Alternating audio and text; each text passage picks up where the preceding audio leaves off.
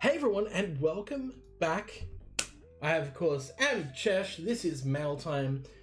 Chesh breaks, I guess I should have said, but this is mail time. We've got a special guest who we won't actually call names and swear at. It's a joke. I haven't done that to anyone yet. But we've got Hendo. Hendo, how you doing, mate?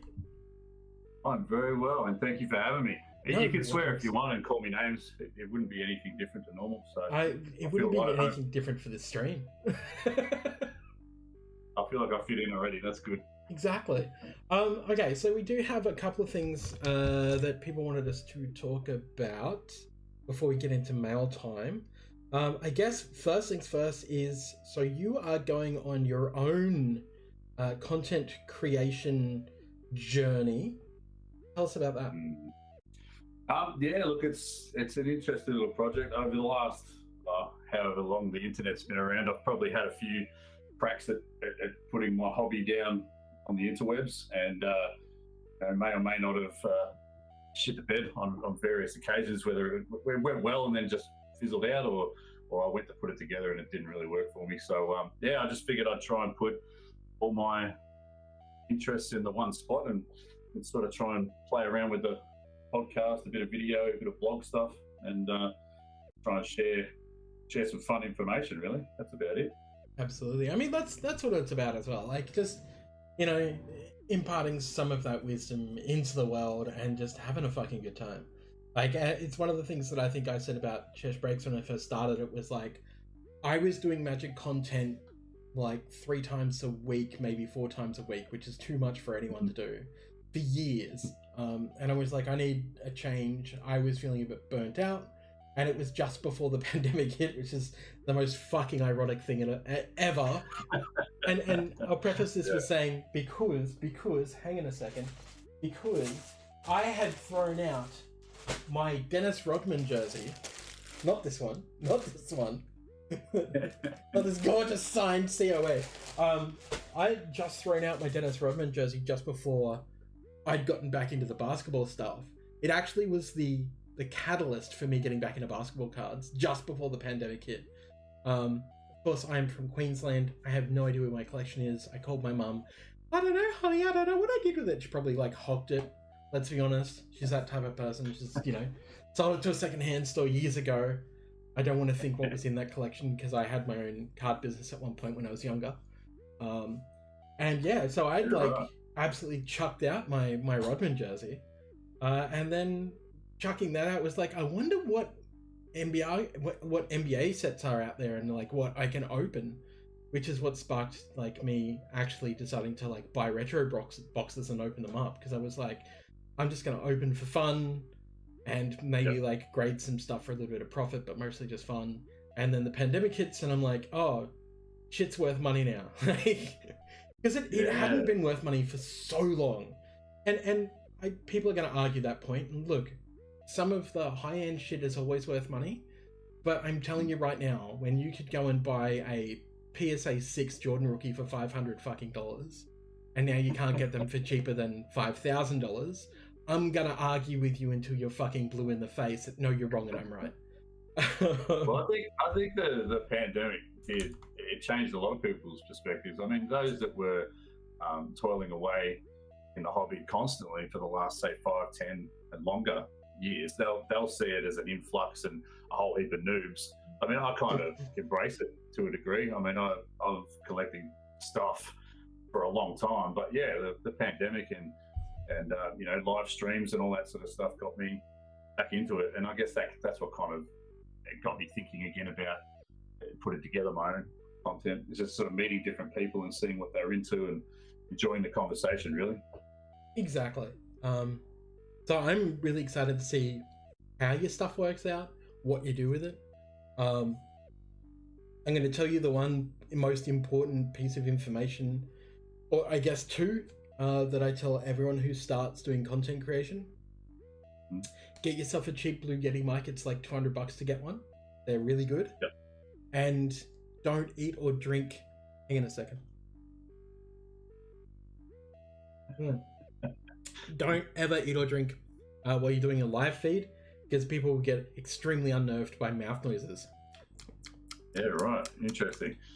Just like I guess I won't. I won't touch the drink that's sitting next to me then. No, that's it. For the next little while. No, go for it. I you know what? I actually flaked that I don't actually have a cider here by my side, which is sad. But that's fine. So I guess the first thing we should discuss before we go into mail time is Topps goes public because NFTs. That's how I've literally written this down. It fucking makes sense. It's surprising that well, it's not really that surprising that Topps are the ones who are like leading the charge here. And that doesn't come from my absolute love of Topps cards, because let's face it, when it comes to sports cards, Topps were not only the most well-known, but also created the most junk outside of Upper Deck. Don't get me started on Upper Deck, but when it came to like baseball and stuff like that, like Topps just flooded the market with like bland, like the most atrociously designed base cards you ever fucking seen. They are bland and they are boring and they are everywhere, and that's why everyone remembers them being everywhere. But not only does this make sense, but they also have, I believe, the ex-CEO of Disney on board now as well. Basically going like, yeah, here's this like $1.5 billion company that it's now like being assessed as, going public because they're like, you know, we've started doing NFT stuff. We want to move further into that. We feel like now is the time to actually make the company public, because of NFTs. And a lot of people have been incorrectly assuming that it's going to be a massive shit fight because, you know, taking a company public means you have to listen to your investors and they're going to overprint everything and it's going to be doom and gloom. And it's like, part of that's correct, but most of that is incorrect. Whereas, you know, NFTs are the way forward. We know this is happening. We know it's a thing that's going to be tied to physical. Physical's not going anywhere. There's enough old folks, quote unquote, not old people at all, but enough people in the hobby who have been in the hobby for long enough who prefer physical, like myself, who also want something digital as well, that crossover. Because if I can get a one-of-one physical card token on the NFT side of things, so it's on the blockchain, and the card itself is actually the NFT digital asset, you like scan it with like with your phone or whatever it might be, and it is tied to you, but you have to have the physical item to own the digital item. Yeah, okay, that's an interesting crossover. Yeah, I don't think people understand how physical tokens work. And this is one of the things with like, I don't think that Panini actually know either, because Panini are doing their blockchain stuff now with a physical printed card, and it's like, you're halfway there, guys, but it's supposed to be a physical card with an NFT in it. Like, it's supposed to have the physical token that you can generate from the card itself. Okay, because the way I think about it is that, you know, if you'd have asked me in November what an NFT is, I probably would have said not for trade. You know, I would have had a whole heap of other guesses about what that might have stood for. So having sort of jumped into it with some of the Cherry guys, you know, over the course of the last few months, I could see, the top shit of the crypto cats and everything else we've got going on over there. But yeah, it's clear that that's the way forward. I think if anyone was to think that physical card collecting after all these years was suddenly just going to fizzle, I think they're crazy, because, you know, for every person that drops a comment on social media about Top Shot and NFTs, etc., there's others there that are, you know, jokingly asking if they can sell a hashtag or you know, can they sell you the barcode off their phone, or, you know, a GIF, or sell you a YouTube thing. You know, like there's lots of shit being talked all the time. So, you know, good times. But why would any of them go anywhere? That's the way I see it. Yeah, exactly. I mean, and that's the thing. Like, that's why these arguments are all fucking stupid, from stupid people. And then you know, I don't want to just call everyone stupid, but I mean, you've had enough fucking time to investigate, research, find out what an NFT is rather than making shitty, stupid jokes about, I can watch that on YouTube. You know what? You can, but you don't fucking own it, you idiot. Like, the collectability. That's not what the world's about, though. The world's about standing fair distance away from something that's going on and pointing and laughing shots at it. Yeah, pretty much. Yeah, and the one thing that I was putting this akin to, the parallel that I was drawing was, in the card world, we have low numbered doesn't make a card more precious. We have eBay 1 of 1 makes a card more precious, but if a card is of 99 and I've got number 4, no one gives a shit. That is different in the NFT world, because the NFT world is driven by not a scarcity, not a rarity as such, but a low serial because of the way that the code is. And that's where I think a lot of people just kind of don't understand. But why is this one like number 38 and it's worth $1,000? But this one's like number 42 and it's worth $5. Like, well, yeah. Because you can't get that. I've been trying to figure it out. Yeah. I've been trying to figure it out myself. And I think one of the first things I did was I bought a Jared Culver highlight. So first of all, don't flame me too much for just that fact alone. But the reason I bought it was that it was Ed Davis wearing number 17 passing the ball to Jared Culver, who wears number 23, who went in for a dunk. And I had the opportunity of buying serial number 1723, and I thought, well, that's kind of something. Is it cool? Is it shit? Yes, is probably the answer. But yeah, trying to guess like what people are going to find interesting, I think, is just a small little fun part of it as well. Correct. The other problem that with things like Top Shot, not to call them out specifically, but I will fucking call them out specifically, you bunch of idiots, is the fact that their marketplace doesn't allow you to put any message with your sale. So you can't tell somebody like, look, it's jersey 17 and 23. How fucking amazing is that? You can't say. Yeah, I know. So no one gives a shit because no one knows. Like, someone's going to clue on and they're going to go, oh, that's really smart. But the person who wants to buy it, it's just like looking at it going, oh, why is this at this price? I don't understand. And that's a problem. 1,400. I can get 1,400 and it's cheaper. Yeah. I'll do that. Well, there you go.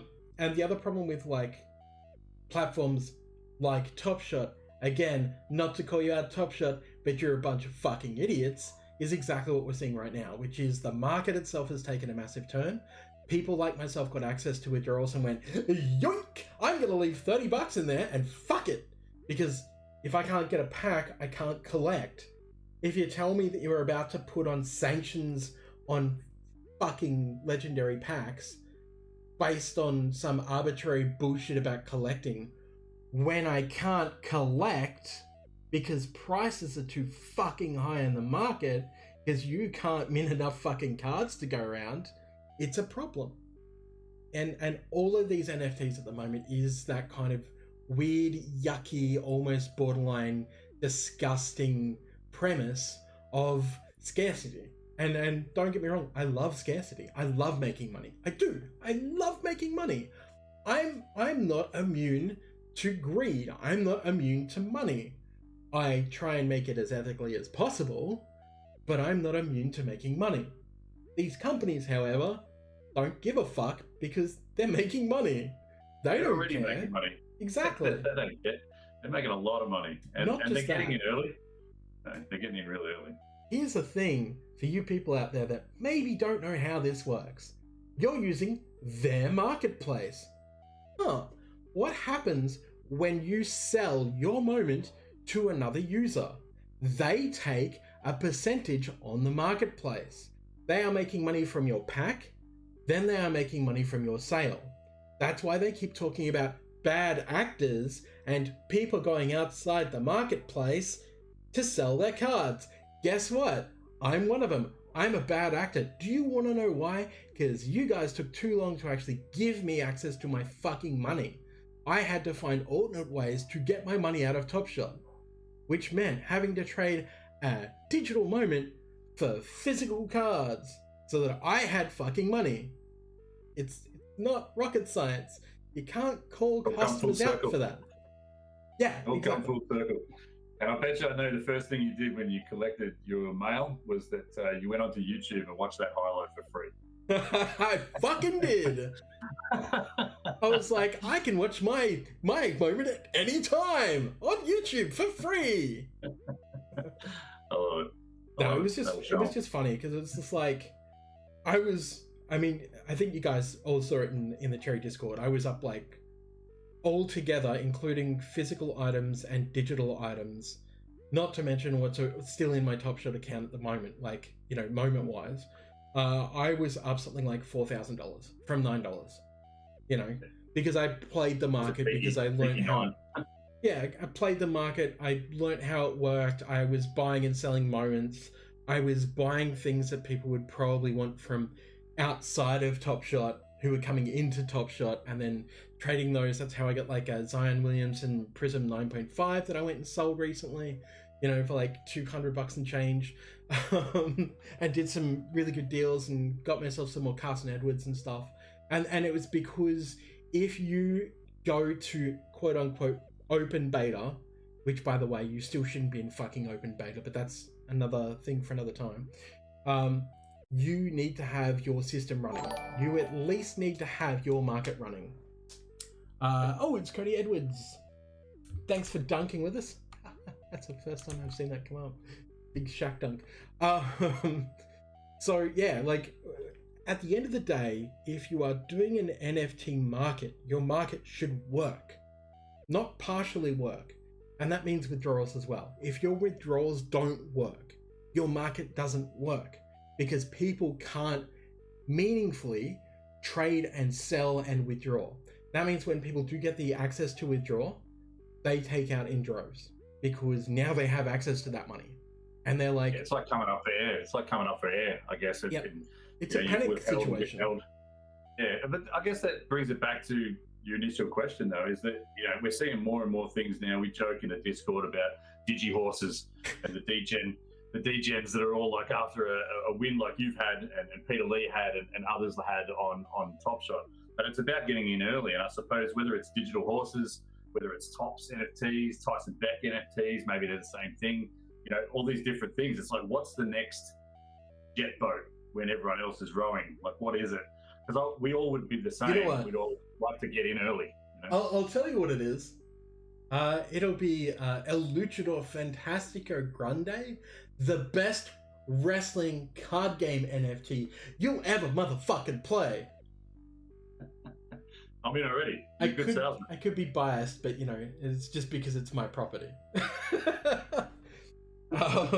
Little sneak peek there for the viewers. Yes, I am actually working with legendary Australian artist Franz Cantor on my physical game that we did together called El Luchador Fantastico Grande, and we'll actually be doing it as an NFT series. And then we'll actually be adding to that by other like series that I've been working on for the game, like upgrades and additions and extra cards and extra characters, and there'll be like special trophies that you can earn and drops and stuff like that. So yeah, very cool. We're working on it. It's cool. Yeah, and it's wrestling, so you know, why the fuck isn't anyone doing an NFT for wrestling yet? So I'm gonna do it because fuck y'all. Well, everything is the word yet. My partner's a PE teacher, and it's all about growth mindset. When someone says, "I can't throw a tennis ball," just say, "I can't throw a tennis ball yet," because I'm going to do it. So I think the same thing could be said for NFTs and multi-millions of dollars, and we're all got successful content shows. Exactly. I haven't made $1 million yet. Yeah. Actually, no, in my lifetime I probably have. I'm 42. Let me crunch that number for a second. Actually, I have made $1 million in my lifetime. Well, where is it now, Chesh? Where is it now? That's the question. Let's go for number two. Number two. Because I'm so old, when you balance it out across my lifetime, it's a pittance. Yeah, I get you. We're about the same age, so we are actually. That's same depressive thoughts. It's good. I'm slightly older than you, I believe. Well, I turned 43 in July. 43 in May. Right. Got me. Just. I know what I'm doing. All right, let's move on to our quick next topic. Not that the last one was very quick. And it is the sexiness. Oh my goodness, HGA, what are you doing? These are just... Okay, so I'm gonna preface this with saying I don't value any grading company higher than another grading company, technically speaking, because I have no fucking stake in any of these companies. I have no stock in them. I don't give a shit. I want them all to succeed. I want BGS and PSA to fucking wisen up and create good tags, because HGA have come in and done this, and this is amazing. Have you seen HGA's custom tags? I've seen a few. I saw where they got in a little bit of trouble and then fixed it magnificently, I might add, for using someone's artwork. But no, I've seen them and I think they're amazing. We should probably talk about that in a second as well. So what I've got up on the screen at the moment is the Luka Doncic My House Electric Blue, and in the PSA, in a PSA slab, it looks fucking terrible. Now I didn't put a prick up the comparison because there is no comparison to be made here. The same with BGS. I've seen it in both of those slabs and it looks boring as shit. Looking at it in a HGA slab, they've done a custom insert for their tag at the top. And I'm gonna say another thing in a second that I'll probably actually mention to Tyler later on, which I don't know if there's a way he's going to be able to do it, but it's some food for thought, Mr. Hit, about NFTs and about trading cards and about your fucking slabs and about physical tokens. What are you doing? Because there's digital ways to track all this shit. Anyway, these slabs I have heard are thicker and heavier than they really should be, and that is a cause for concern, because if those slabs are heavier, they're going to probably cost more money to transport, potentially, depending on which shipping company you use. Most times, though, it's not going to matter because most of them do it by volume of area. So they don't care about how heavy it is, technically speaking. They care about the size of the box and how that box is sitting on a truck or in a plane, because to them, space is precious. The weight is fucking negligible, but the actual physical volume of that box is what a problem is. That's why Ship My Cards recently announced a change with their shipping procedure that you can actually ask them to de-box your booster packs, your packs from blaster boxes, because blaster boxes contain a shitload of empty air. I would never do that, obviously, because I want to sell those sealed if I can, or use them for breaks. But if you are shipping back from the United States and you're going to rip them yourselves, you absolutely want to do that to compress space, because the less space that box takes up, the less money you're actually being charged in shipping. How do I know this? I created a physical fucking board game that I had to import to the USA and to Australia and the United Kingdom, all from China. And it was horrible. It is the worst experience I have ever had in my life for the amount of money it cost me to fucking do that. So we didn't end up making any money from that game. I think we made $1,000 actually, but you know, it wasn't enough to like pay for anyone's vacation. It certainly wasn't, you know, enough to keep me out of having to do an actual full-time job. There's a small step towards that $1 million, though. Let's be honest. Exactly. Yeah. And look, if this NFT takes off, that's about probably $250,000 I'll make on that. Yeah. It's a down payment.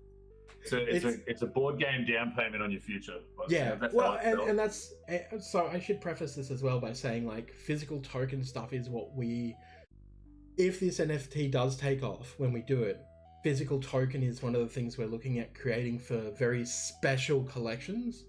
So there's going to be like a certain very fucking limited parallel set, and if you can get that whole set together, we'll actually not only make you a physical trophy with a physical token in it, we'll actually come and deliver that physical trophy and that physical token to you.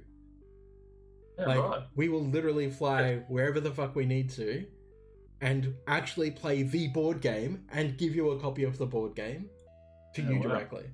So this is one of the things. Point of difference. Well, yeah, and we want it to be a spectacle, right? Like how best to do it a spectacle. Like all these companies are running around like making, bank on NFTs, but what are they really fucking offering people? Here's a digital asset. The original like physical collector item that we can all kind of relate to is old mate Willy Wonka and his gold ticket. Yep. I mean, there's a fair bit of hoopla to that. It's got to be wanted. It's and so you need a point of difference. Otherwise, it's just another. There will come a time where it's like, oh, not another NFT. Because at the moment, everyone's like, ooh, NFT. What do you got? Yeah, what do you got? Horses. Exactly. Yeah. So the thing I was saying that I think that could be done in the future is not exactly an NFT for slabs, but similar. So because of the way that digital and physical NFT crossover happens, you can do a full digital track of who has owned it, who bought it, at what price, etc. Now, might not be easy, but if you have it so that when it changes hands from person A to person B, that there is something that happens there where you can contact HGA and give them the information and they can update your chip,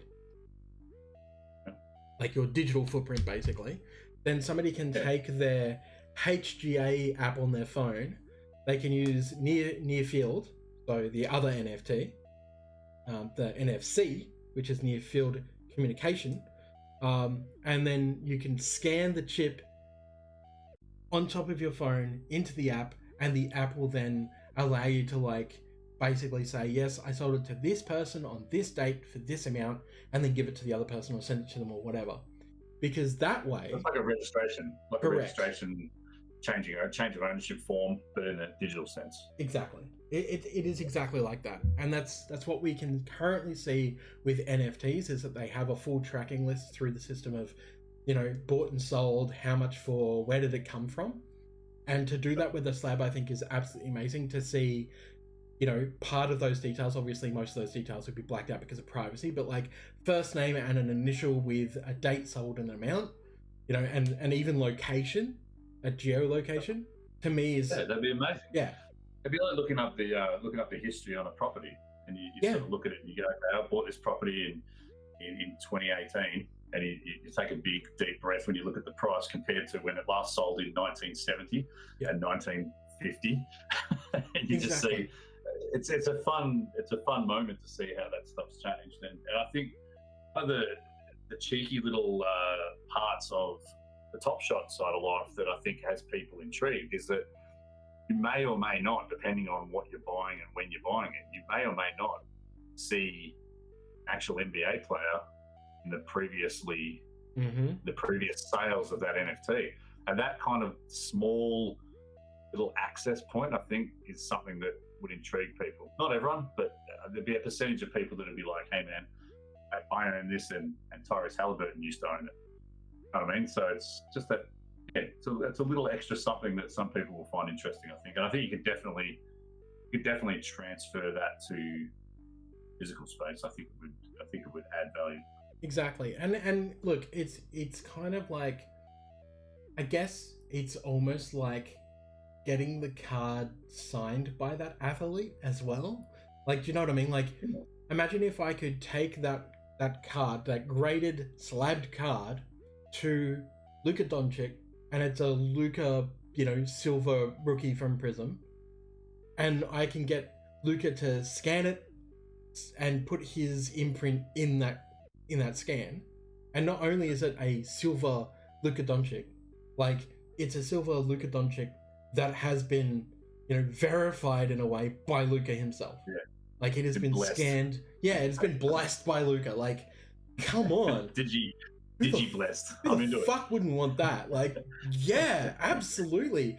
You mean Michael Jordan, like, scanned this, like, saw himself on a card? On my card. He grabbed my card. He's touched my slab. It's the same. It sounds creepy. It's the same small like, little piece of, differential that people look at with on-card autos versus sticker autos. Correct. Because you could say, wow, on-card auto, and to use Kobe Bryant as an example, you can say, wow, he was right. He was literally right next to this card. As silly to some people as that would sound, To others, that would be extremely valuable. Whereas a sticker, it's like, well, I could have put that on at any time. It's still cool. It's not as cool. Yeah, exactly. as the on card. But yeah, look, all these things, they play into people's emotions, and whether it's someone who wants clout or wants to make money or just wants to collect and own as many pieces of their field of interest as possible. Like, all those different types of people matter in the hobby, and they all have a part to play, and they all have a voice. And voice and part and all that equals demand.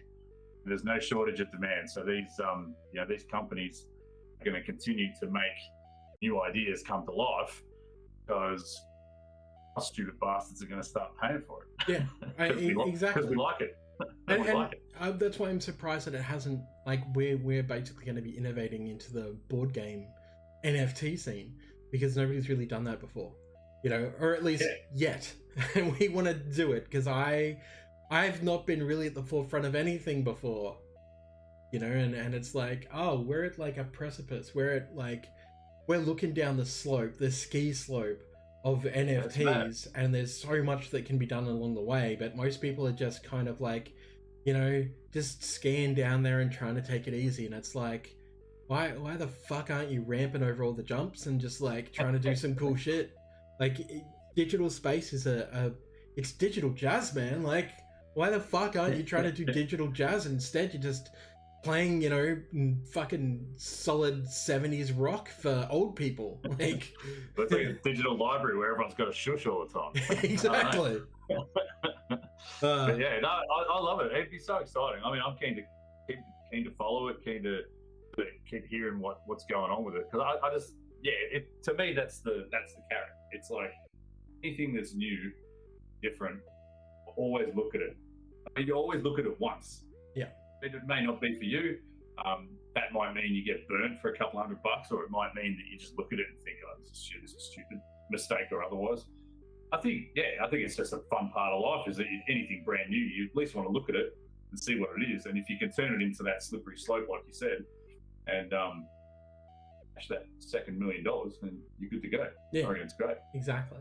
And it affords, like, it's that weird thing of like because it's a digital asset, and because you're creating a digital asset, and it has less ramifications on your wallet to create, and there's a potential to make so much more money, that the possibilities to actually use that money to put it back into what you're doing, or the way you're doing it, or enticing people to buy in, is a thing that people should be doing. Like, at the moment, Top Shot and other NFTs, other than like, you own this thing, they have nothing like that. Could you imagine, and this is what fucking blows my mind, right?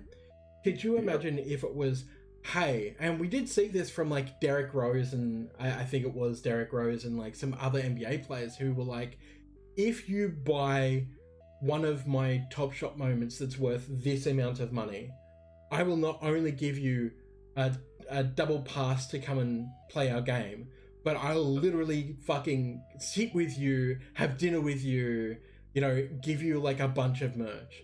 And I was like, I saw Scary Terry from Charlotte did that. Oh, there we go. Yeah, it's just like, hey, this moment is, lowest offer is whatever it was, lowest cost was like $5,000. It's like, get in there and do it.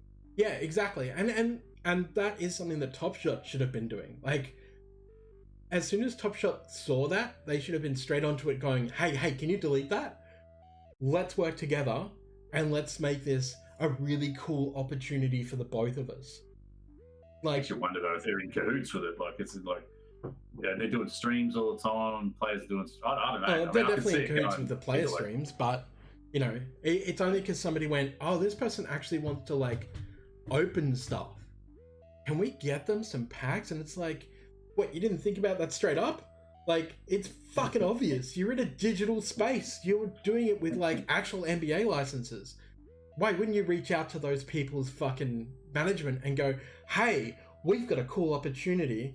We have a contract with the NBA doing this.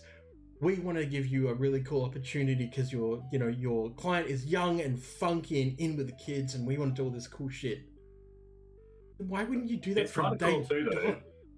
I think it's kind of cool too, the way that, like, when I've watched a couple of those streams and you see the likes of Josh Hart or Tyrese Halliburton or whatever, and they're literally opening moments that they've received in the same format that anyone else would. Yeah. Like as in, and they're like, they could just, honestly, they could almost buy whatever they wanted, right? They're not sitting there going, oh, I've got to transfer $9 to my account. They're not doing that. Yeah. It's like, it just, I don't know. I guess it's another thinking outside the square way of giving people access to the athletes in a controlled manner. It's not just people screaming and yelling in stupid Instagram DMs because their multi-bet didn't come off and all that sort of carry on. But it's a controlled environment to be able to... my break! It's a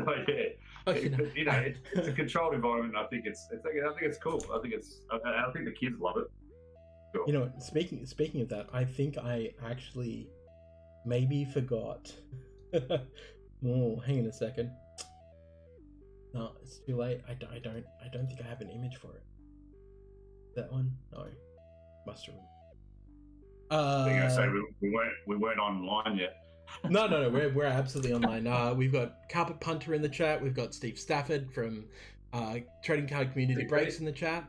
But no, I was just thinking like I should probably actually do that whole like, hey everyone, it's time for a quick ad break. Thanks to guff.com.au, cheshbreaks.com.au have a breakup that you should be a part of. It's a random 15 teams. You get 15 teams from the top half and 15 teams from the bottom half, and then randomize them. It's great, and it's hoops. And there's a special going on at the moment that you can get in on that break for, I believe, $64.99, because I put a discount on it for this week only. That only lasts for this week. So go and grab your fucking spots now. Afterpay's available! Yay! Back to the show!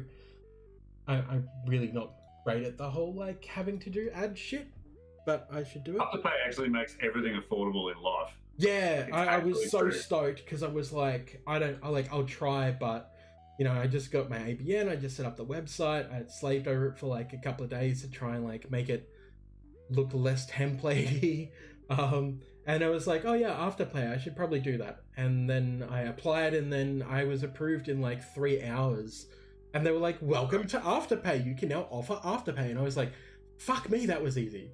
And like, this isn't they an ad for them. They Afterpay their fiscal responsibility as well. Yes, it was surprising. All right, let's check on some mail shit.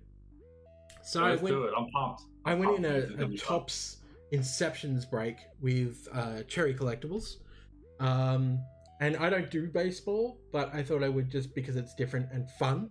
And I got this Sixto Sanchez rookie, just a base rookie, and then I got a green of his brother Jesus Sanchez. I'm assuming it's his brother.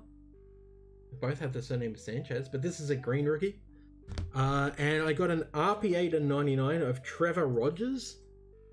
It's a gorgeous fucking hat. They're so good. Yeah, that's why I bought in, because like the artwork is schmick. And apparently these end up just being rare. Like, not much of it gets produced, and then when it does, like, people just crack it and, you know, you never see it again. And that third one is beautiful. Like, that's a really nice It is card. so good. I don't know if any of these players are good, by the way, Chesh. Like, I don't really know anything about baseball, but Neither I've do got I. a couple of games in my life, so if you show like a New York Met or something, I might know who they are. But yeah, apart from that, I don't really know shit about shit when it comes to baseball. But I know good art. Same. Look, I didn't even know about like, you know, how good Jordan Love is in NFL, but I went in Steve's break and I got the silver and the blue hyper. That's right. And it's like, I should grade those. Awesome. They are gonna go off to HGA when they arrive. Cool. And he's a good get too, I reckon. Yeah, he is. He's a keep for sure. I actually started reading up a whole lot on him, and I think that you get mildly obsessed after obtaining one of his cards, because I've done that. I do. That's what happens. I absolutely do, because it's a different sport, and I know nothing about it. And there's other guys that you can go after that I've already known, like Hubert and shit and Tour. But I was just like, I don't want Herbert or Tour. Like, that's too much money to like try and buy. So if I see any Jordan Loves floating around that are like, you know, an SP or an SSP, like I might snap them up on the cheap if I can to just hold them and see what happens. But yeah, it's just, you know, that weird speculation. I was saying I got a Letterman card once from an ice hockey break. I was like, if I don't know anything about baseball, I know even less about ice hockey. But yeah, this Letterman card was cool as. So of course I sat there and just reading anything and everything I could on this guy from the LA Kings, and it was kind of cool. Even just for that 10 minutes, just to find out about someone I didn't know about. So it can be fun. And so I also went on a break with boxbreak.com.au. I don't know what happened with the first break, but it was hoops apparently, and I got some shitty base that no one cares about. So I'll make sure to pick my teeth with those later. But I did hit T-Wolves, and it started out pretty poor. So this is like Carl Anthony Towns. I was like, oh yeah, great, awesome. Like, I know who I really want to hit in a random team Revo when I hit Timberwolves. Then I hit a Jarrett Culver, and I was like, okay, that's slightly spicier. And then I hit an Anthony Edwards rookie, and apparently it sells for quite a lot. So yeah, that's nice. I mean, it paid for my break, definitely, easily. That's what you want. Can't complain. Now, friend of the show, Steve, and I'm gonna try this, Steve, I'm sorry, Kalpakian, contacted me out of the blue saying, hey, I saw that you're a Larry Johnson fan. I got some LJs to sell. Are you interested? And I went, I'm fucking always interested in buying Larry Johnsons. And then he went and like scoped through all of my content and the Instagram and went, holy shit, you're a true Larry fan. You know what? I'm just going to send you a bunch of shit. So cool. That's so cool. Yeah. Oh, dude, trust me. You don't know the half of it. So this entire fucking stack is from Steve. Holy shit. Thank you so fucking much, Steve. So let's go through them. We've got a good old Stadium Club Larry Johnson base. It's fun. We have the Archives Redemption, which is technically not a Larry Johnson, but it does have his little rookie card on it. So I wanted it anyway. And then we have something that he found that I've been saying for a while that I wanted a whole set of. Fucking Grandmama. Not even kidding. All 6 of the Grandmama cards. That's mad. So good. I remember them from being a kid. I remember those vividly. Yeah. Then he also sent me the Rookie of the Year cards. I don't know if this is a full... Let me just check. I don't think this is a full set. There's only some of them because it was quite a number. Let's see here. Well, they did like 12 or something way back in the day. Like, there's a lot. 1, 2, 8, 12, 3. Okay. We'll put them in order. There we go. Okay. So, that's awesome. That's already... That's a sticker, don't worry about it. That's already awesome. But having a bunch of these means that I can, like, actually get my ass into gear and get the whole set. That's pretty cool. Which is just sweet. We're getting into some really cool shit, though. This is just a base and not a finest refractor. But, you know what? I'll take it. I'll absolutely take it all day, every day. Now we're starting to get into some spicy shit. If anyone knows about Topps Black Gold, they're extremely hard to hit. Yeah, right. Like hitting a player you actually want in Topps for Topps Gold is hard enough. Black Gold, doubly so. And like you can see this like gorgeous foil up the top and the gorgeous foil down the bottom. I honestly did not think I would ever get one of these. That's just because you just can't find them. Like, no one has them in good condition. No one has them at all. When you find them, they're usually fucked beyond repair. They're just horrible. Next one up is good old Tower of Power. Now, I have been looking for this card for quite some time and keep passing on it because it's too expensive for no good reason. Yeah, I don't know why they're so expensive. It doesn't make sense. But I think it's just people trying to play to nostalgia. They come out of box sets only, I think 2 to 3 per box only. Yeah, that's right. black gold. So yeah, Para is just one of the coolest fucking inserts. And then there's this, which I will. There we go. It's like a draft picks from memory. Oh, you got to get the angle. Yeah, that's cool. Yeah, draft picks player of the year. That amazing. So that's really cool. So again, thank you very much for that, Steve. You're amazing, and I love you. The next lot comes from Card Hunter. So follow them on Instagram. I've actually bought multiple cards from Card Hunters. I like them a lot, simply because they, generally speaking, get me the goods that I want. In this case, I probably should stop buying Killing in Haze, because this is, I think, number 40. And this is... I was going to say, there's a few, isn't there? There is. You've got a Killing in Haze problem. I found some more in a box. So the 30 that I had is actually like about 42, I think. Yeah, I feel a little bit disgusting. Speaking of... I'll look to the left right now. Not sure. More came in. And middle of the screen too. Yeah, gold. Just so pretty. Well, I've got the Halliburton hollow of that, and they're just such a cool card. They're very cool. All right, and then we have another 3. Wait, there's more. Because obviously. And then there is. Hang on a second. Oh boy. And then from another auction, just something a little bit different, arriving now. Less different. They're a cool card. They are a cool card. Less different is another base Killian Hayes. Up to 47 now, I think. Followed by another purple. Followed fancy, by... very fancy. I'm such a fancy boy, I tell you what. Followed by the Class of 2020 non-holo. But not to disappoint, here's a 2020 holo. I don't do things by halves. Speaking of not doing things by halves, I swear I'll stop buying Carson Edwards. That's a lie. That's a blatant lie. Jersey series. Because I needed another one. Apparently I'm collecting a rainbow of those now. I actually wouldn't know who that guy was if it wasn't for you. It wasn't for me. I don't mean that as a sledge on him or you. It's just I actually wouldn't know he existed. He doesn't play. He just doesn't get time in the court. How are you going to know? Exactly. He doesn't play yet.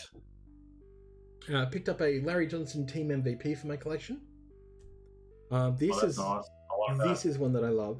This is SP Authentic.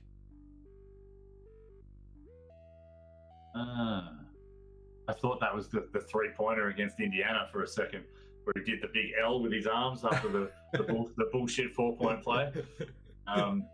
It's against Grant Hill, which is kind of cool in itself. Yes.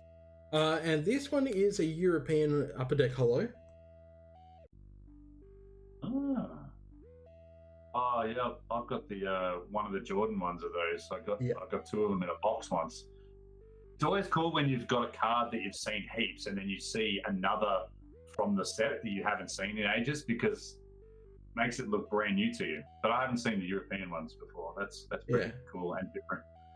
And that's it. Like, I purchased it because of this, because Rookie of the Year, but is a European version of the card. It's very cool. Very. I find the weird and wacky stuff. I think we've all got our own little moments where obviously you've got times where you want to go after something to make a profit. You got times when you want to go after something that's expensive just for you. Other times when you're going after what others would just go, this is cheap shit, here you have it for $1. It's like, sweet, that adds to my collection. I do it with the Philadelphia Eagles in the NFL.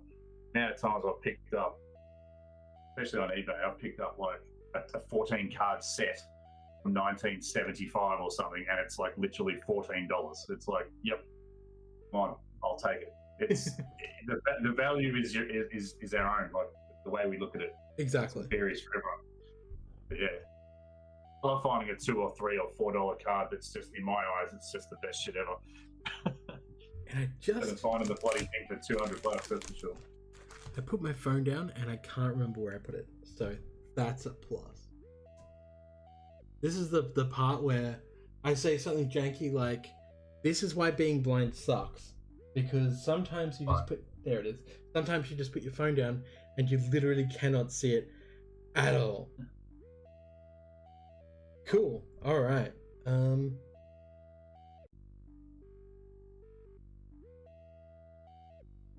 reckon Hoops have done a fantastic job. Hoops have done a great job. Just the different cards you can get. Just the base, it's base. Like, everyone relax. It's just base. But I think the variants, the different inserts and stuff like that, now playing as an example, the arriving now, I just think they're a cool looking card. And, you know, some people sort of look at Hoops and roll their eyes, but I think it's I think there's some cool shit in there for sure. Yeah, I mean, and that's exactly it. Like, and just in case anyone's wondering, I had the chance to buy base packs at Big W today, and I didn't. Do we want to know why? It's a weird decision. I would have thought you would have jumped all over that. Because I'm not a shit cunt. Pretty much is what it comes down to. Jumped on the website and tried to be one of those before. Oh, look, we all have. But you never get any though. I've opened enough Hoops, you know, packs, boosters, etc., etc. I have enough base rookies to sink the fucking Titanic at this point. I went and counted, and I had like at least 6 or 7 of every base rookie from Hoops now. So wow. I'm set. If one of them blows up, I should probably get the Anthony Edwards stuff graded. I've got a teal explosion of Anthony Edwards hanging around that I am thinking of trying to sell because it's like $120 card raw, and I'm like, I should probably just sell it, like, rather than sending it off to HGA. But, I mean, what happens if he does Rookie of the Year? But then look at what happened to Jar after Rookie of the Year. Like, his cards didn't go up anymore. They just started coming down because they were already too high. Well, LaMelo is a great example because when that base came out, they were going on eBay for 200, 250, 300. Everyone went fucking mental for it. I sold one for $180. It was a base card. Oh, shit. That's crazy. Yeah, I know. $180, and I was petrified the person would do a chargeback. Yeah, because I got the Hornets in a like a draw, like a random draw break, and so I bought some. I think I bought Indiana just to get in where I fit in, try and have a chance at the Hornets, and sure enough, I won them, and I got 2 different LaMelo balls for Revolution. My first thought was just like, I need to flip these. I don't need them. Mm-hmm. Just want to flip them, and you know, I think the bubble's already burst on those prices, so I didn't really get to it. But I don't know. On the other hand, that would look kind of cool in a HGA slab as well. Well, that's it. Like, I've got a LaMelo from my CNY box, and the price went from $250. I think it's now somewhere around $120 or something like that. Like, it's not as far up as it was because LaMelo got injured and everyone was like, ah, shit. But yeah, pretty much like in the same vein, like, where it's just like, what do I do with this? Like, I'll probably try and sell it the next couple of days, I think, just to like move it. I do think that LaMelo has a long career ahead, but I think if you can sell stuff at a higher premium from newer sets now, like Prism, do it, and then buy it back later at half the price, because that's what's going to happen. Like, as soon as Prism retail comes out, which it has in the US, but as soon as it comes out here, those prices will start coming down because there's going to be so much of it getting imported. You know, we're already seeing people in the US like cracking it. So, well, I think when I think Kai got he drew the Lakers in that case break. And throughout the case break at Cherry, it's just boom, boom, boom, boom. You just kept seeing LeBron base, LeBron base, LeBron base. It's a beautiful card. I think it goes to the next level if you pull like, you know, some sort of purple or gold, you know, heaven forbid, gold, you know, to 10 or something crazy. Yeah, I mean, those things alone were just they were on eBay already for like least like 90 or $100 or something. I think. People Like, I think he pulled about 8 or 9 of them. It's like, yeah, sell, buy it back later for like $20. Yep, and that's the thing that I think that like there's a weird FOMO when it comes to things like Prism because of how much it is, and there's people who actually buy it at that price because on one hand they're not watching how the market's moving. They don't know how to use their money effectively, right? On the other hand, I see why they're doing it because they're like, but what if it goes up? And it's like, yeah, but if the product has a retail backed product like Prism, like Hoops, I think Select is going to have this year, the base stuff that you get is not going to hold value. Like buying it high when it first comes out is not doing yourself any favors at all. Especially when like that $90 fucking, like add an extra like, and we're talking 90 US, like add an extra 60 US to that, buy yourself a fucking blaster. My God, buy a blaster. Like try your luck at a hot rookie. Yeah. Why not have an actual shot at the title rather than like buying a single card? And it's risky. Look, I'm of the opinion of like each to their own.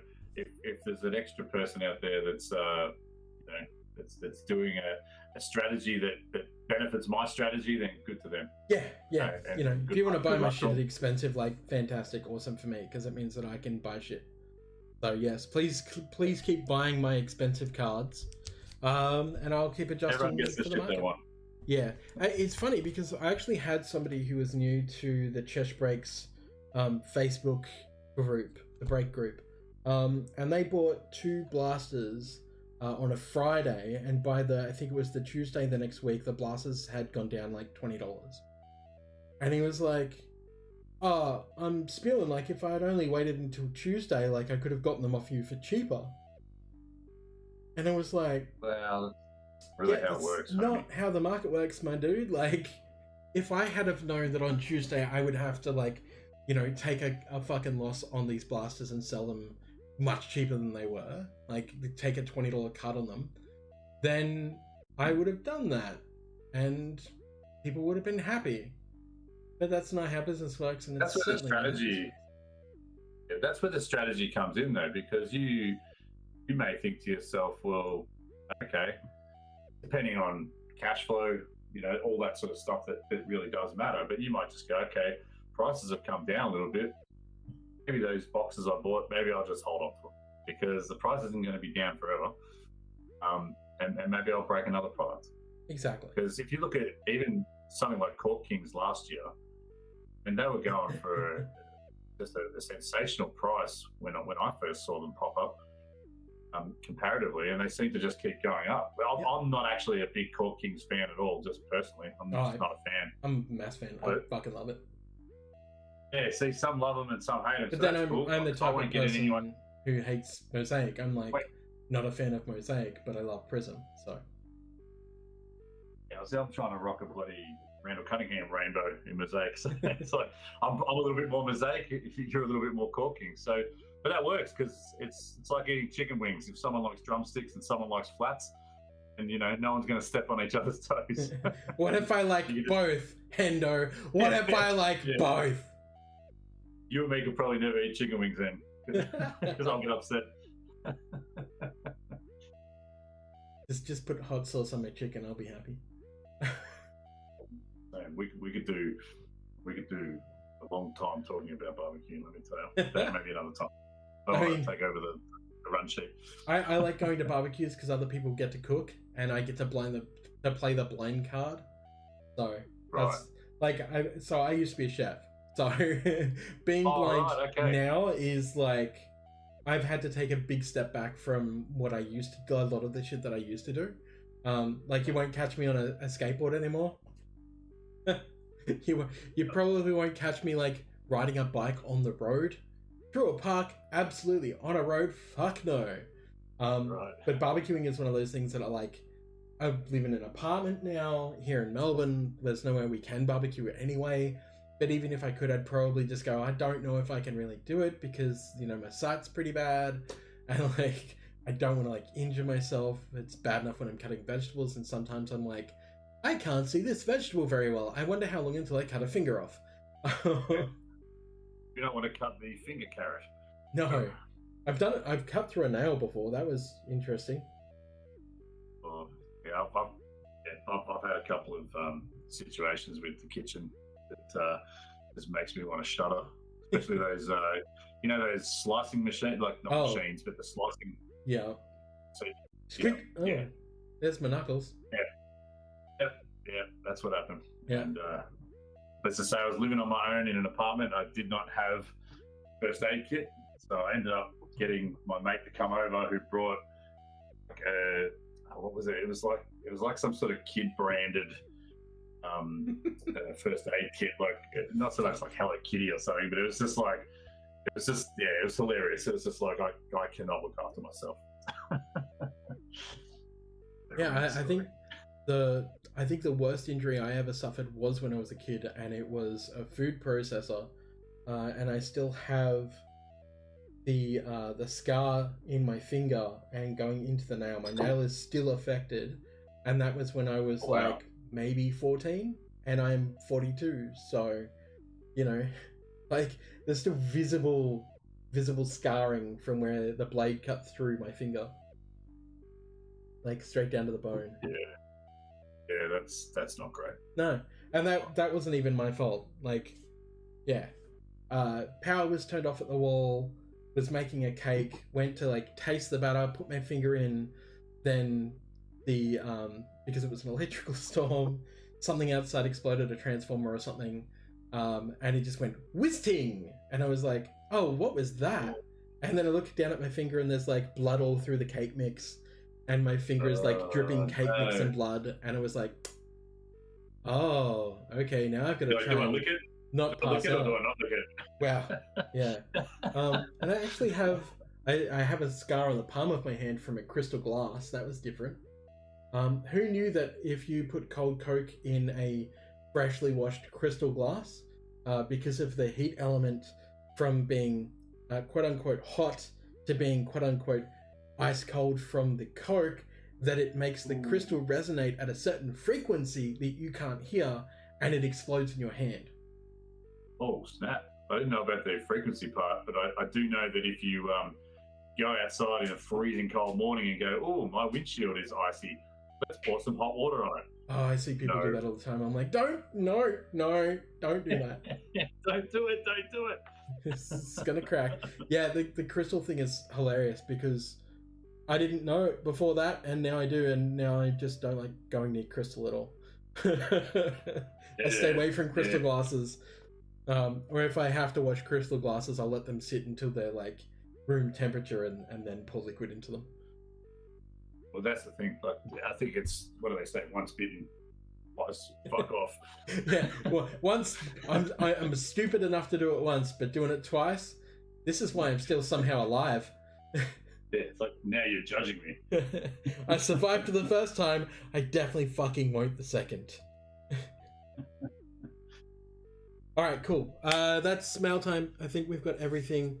Hendo, obviously we'll have you back on once your podcast is up and running, so that we can tell all the good fine folks where to find you and how to get to it. That'd be cool. At this point in time, do you have anything that you want to plug at all? Just if you're a fun person to hang out with, jump into the Cherry Discord, and we'll always have a good yarn there. That's probably the only advice I can give at this stage. And make sure to research your NFTs before you crack the shits with life in general. Yeah, before you go and buy all the Jarrett Culvers in the world. That's right. Just get the special numbered ones and wait for the comments section to open up on Top Shot. That's the life plan to get that $1 million. Don't mind me, I'm just checking my video again because it started lagging. Cool. For myself, you can find our group breaks at cheshbreaks.com.au. Thank you to our wonderful sponsor guff.com.au for subsidizing some of our product for our group breaks. As well as you can catch me around the traps, Chesh Breaks on Instagram. The group on Facebook is of course Chesh Breaks. You can find me on Twitter somehow at Chesh Breaks that I never fucking use that I probably should. And also, don't forget the Australian Trading Card Association, because they're doing wonderful things for the hobby. I say this and I might be biased because I am the media and content guy. So if you are a content creator, such as Hendo, get in contact with me and let me know, because there are opportunities coming up for you to potentially get yourself a free pass to the show while you do some content for us. Yep, pretty much it. Hendo, thank you so much, dude, for coming on. It's been an absolute fucking pleasure. A literal pleasure. No worries. Thanks for having me, and I'm happy to have a yarn whenever you want. I'm in. It's been fun. As long as I don't get you while you're drinking. All right, everyone. Catch you later.